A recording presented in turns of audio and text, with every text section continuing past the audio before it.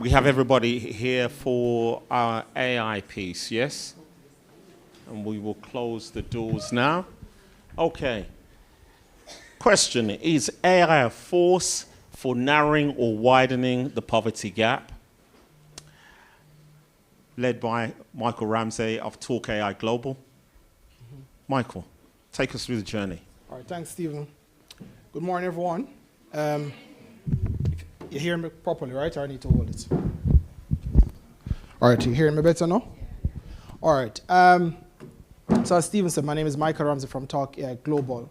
What I love about the first presentation is that it opened the door for what we're about to discuss here. I consider myself somewhat of a disruptor, and I believe it's time we have those open conversations about AI, financial inclusion, and what we need to do to make it work for us.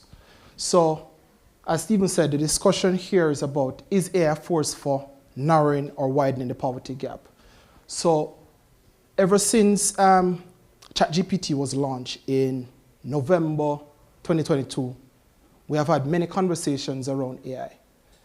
ChatGPT has been one of the fastest growing applications ever, accumulating 100 million users within the first 60 days. When you compare that to other technologies, for example, when you look at the telephone, the fixed phone, that took 75 years before it got 100 million users. The cell phone, your cell phone you have in your hand, that took 16 years. The internet took 7 years to get 100 million users. Yet ChatGPT took 2 months, 64 days to be precise, to get that level of users. So many of us here have used that technology since, and since then we have been having many conversations around AI about whether or not it's a force for good, being a great equalizer, or potentially a force to continue dividing us. And that's what we want to discuss here. But we're going to leave with also talking about some policies we can do to potentially address any divide that we're seeing. All right, so first, let's talk about AI from the perspective of it being an equalizer. And we're going to look at it from 2 perspectives. The first one, labor markets and wages. And the next, social mobility. On the labor market and wages, right, let me tell you what the research is showing now. AI is a skill leveler or equalizer, meaning within occupation, what the data is showing is that a junior member or a less seasoned member is getting a significant uplift in their ability to contribute meaningfully to the workplace using AI. Not to say people with decades of experience in a particular occupation are not seeing benefits, but what's happening is that because of their access to information, working with these AI tools within organizations, junior members are getting tremendous benefit. And what that is leading to is overall productivity gains for these organizations. And if you can imagine that now, being that more people are contributing almost equally, then what you will see is a compression of wages, whereby instead of having few individuals getting most of the wages within organizations, you're seeing a more leveling out where there's a more equal distribution. And to keep on topic with what we're discussing here, it means more households will be able to take home a greater distribution of that wealth across when you compare to the entire business. Now, from a social perspective, and we spoke a lot about this in the first talk, where we talk about access to information and education. So what we're seeing with AI now is the ability to personalize learning. So we know we all learn differently, but oftentimes because of the school system, we are sometimes forced to adapt to what is in existence.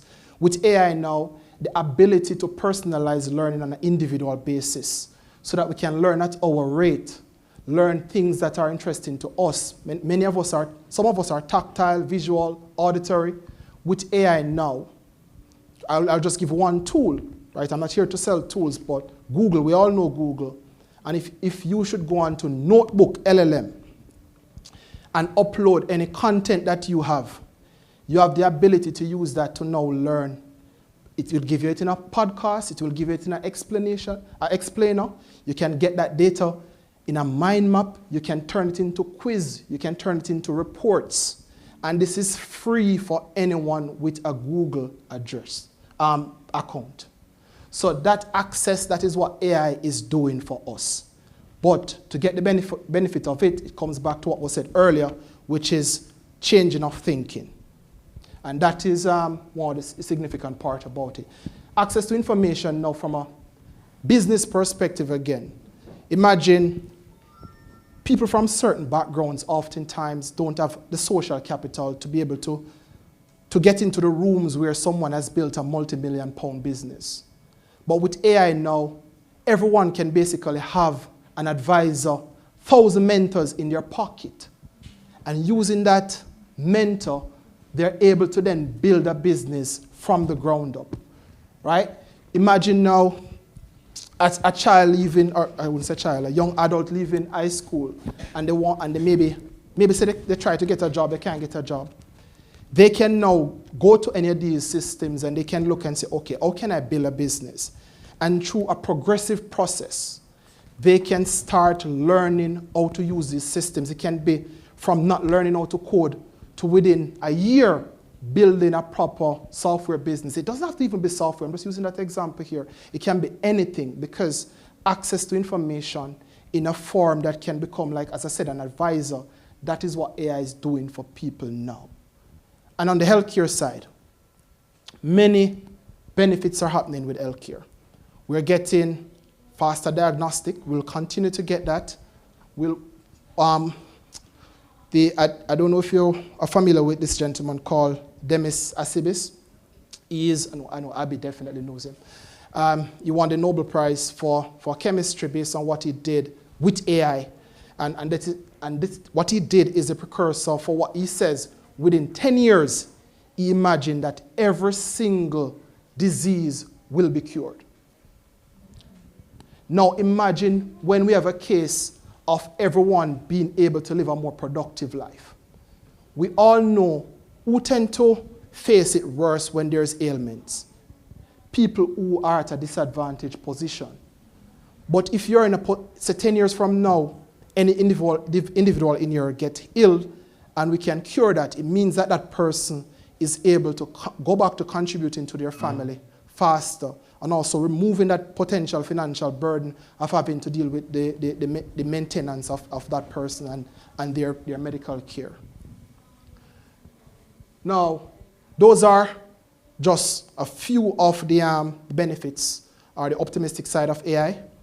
But let's touch on the what some people call pessimistic, others would say the realistic side of AI, which is it potentially widening the poverty gap. All right, so first let's look at it from the labor markets again perspective, right?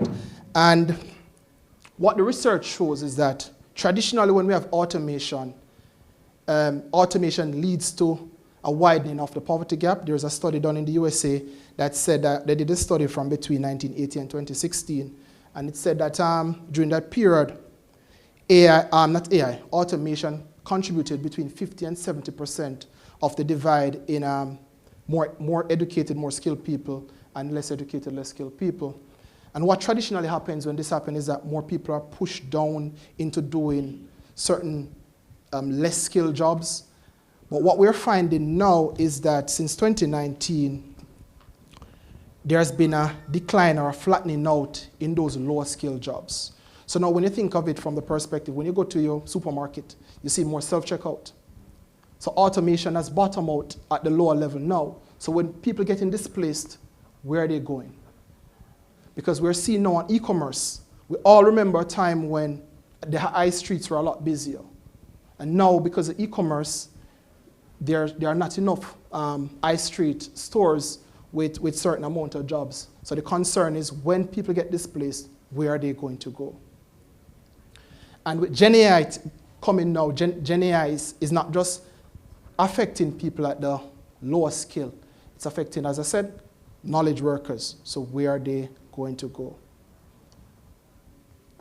So that's one concern. The other concern is, where is the wealth going? And what the IMF and many other institutions are saying is that they are projecting a concentration of wealth among larger companies. So we are seeing every day, almost every day I'm reading where OpenAI is entering a new business line.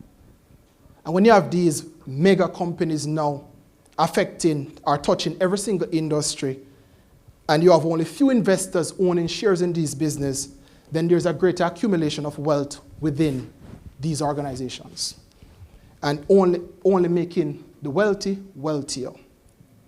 Then you have cases now where other normal businesses would be adopting AI at different rates. The businesses who adopt AI fast and are able to get economic benefits from those will continue to scale and dominate their industries. And when that happens, some of the businesses who decided not to use AI, they may be squeezed out of that industry. Thereby, when a business closes down, it doesn't just close down. It affects families in terms of employment. And then when you have consolidation within industries, what tends to happen? Greater control in terms of pricing, etc., for the few that remains. And that sometimes can have a negative effect on regular citizens in terms of using those products and services. Then, from a skills perspective, you also have individuals who will take the mindset of, okay, I'm going to continue to upgrade myself and upskill myself with AI. And then you may have others saying, that is not for me. That is sci-fi thing, I'm against it, I don't want nothing to do. I soon retire, I don't want anything to do with AI. And that will lead to a greater divide, where people who use AI to become better, they are supercharging their ability to produce, versus others who are set in their ways and decide to not use AI to level themselves up. Now, on the social side now, I'm going to run through these now, where the uneven access to AI benefits is something to be concerned about. On the healthcare side, we talk about it, but we also know we have national insurance, we have national health scheme, but we also have private health. Where is this likely to go first when we solve all of these diseases? Is it going to come where it's accessible to us using the public systems versus the wealthy few who can afford to have access to these cures and the financial resources potentially to pay for them, should they be a costly endeavor? Then we also have to think about, in terms of access to education within the public system, which set of schools are more likely to adopt AI faster? Which set of individuals are more likely to change how they teach their children to adapt to the future?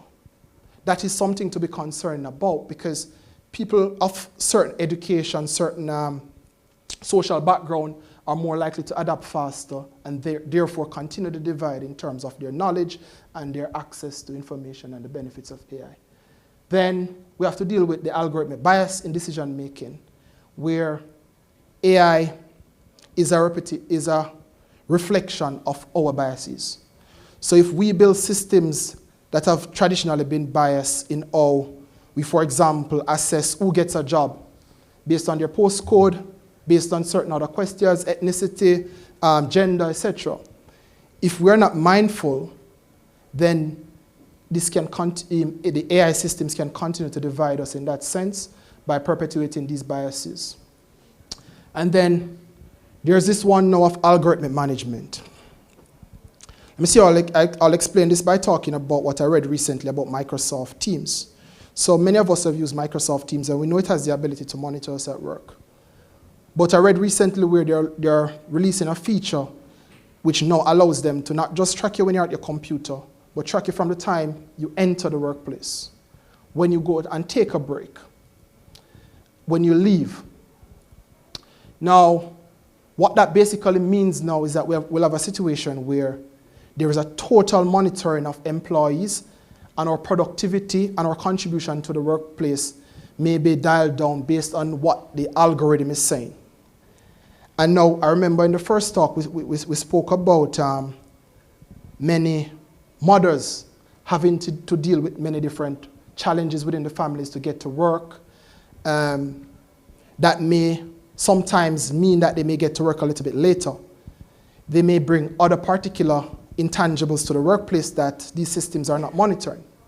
Yet, if we go to the default and rely on an algorithm to be the sole determinant as to who is productive and who should be laid off, then that is a challenge that we have to face, because again, we'll start to discriminate against people from certain backgrounds who don't have certain support in order to benefit. They're still contributing meaningfully to the workplace, but we may find that it becomes a winner-takes-all type of environment. So that's something to be conscious of. Right, so we talk about AI now from the optimistic side, spoke about it from the pessimistic side. The default trajectory, according to these studies and research, is saying that if left unattended, it may lead towards widening the inequity.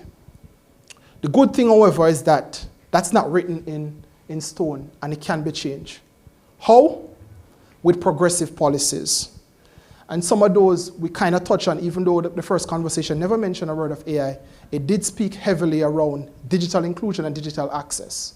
And that's one of the first things we would need in order to ensure that we stop this divide or prevent this divide, which is to make access to information, make access to digital devices accessible, upskilling people in terms of digital literacy, continuing the process of education, right? And when we talk about education now, it will start with in the schools, changing how we teach, but a major part is about changing the mindset of individuals. It's going to take time, but it's important because the new norm is lifelong learning. No longer is it going to be a case of getting a certificate and then entering the working world and saying that is good enough now to get a job. It is going to be a process of continuous learning, and that needs to be shared publicly with individuals so they understand that I'm not just doing a certificate, I'm keeping abreast with the technology so that I can continue to benefit from it. Speaking of benefits, that was also touched on earlier. And there are many conversations that tend to happen around, do we need more social protection or less? And what we're seeing now based on where AI is going, and you would get from where the conversation went, is that we'll need more social protection. We will need to ensure that, especially as people transition in this phase, we need to ensure that people can continue to feed their families during the transition period, and that there's access to proper training so that they can upskill themselves and reskill themselves for the new environment. The next one is taxation. We would need to look at more progressive methods or more innovative methods of taxing businesses, especially the ones that are benefiting significantly from these AI systems. Some of the conversations being had is around automation tax or around data dividends, where should some of these businesses pay a dividend to us as a society for using our data to build these AI systems. And then ultimately, the expectation is that that money gets reinvested into the system to pay for some of the social protection we talk about, build certain infrastructure, and ensure that we live an equitable life. And the fifth one is around ensuring that we continue to have great competition within these industries. So now we talk about OpenAI, but there are other companies, thankfully, that have popped up and have raised billions of pounds. But we need more, not less, because competition ensures that we as consumers benefit. It ensures that their bargaining power when it comes to our government is less, which means that there's greater protection for us in terms of what they do. So that's something we also need to factor in. And then finally, ethics and bias mitigation, which is ensuring that these systems in their design, they are inclusive in their design, and they're designed in a way that ensures that they benefit us all as a society. Now, the outcome is up to us. We talk about it from the optimistic, the pessimistic, or the realistic side, but ultimately, what is going to happen is determined by what each of us in here do. Right? Are we going to say AI is not for us, or are we going to take a stance that we're going to continue to learn, continue to contribute meaningfully to the dialogue around making AI the great equalizer? And now, hand over to you, Stephen, and thanks again for your time. Thank you very much, Michael. Right.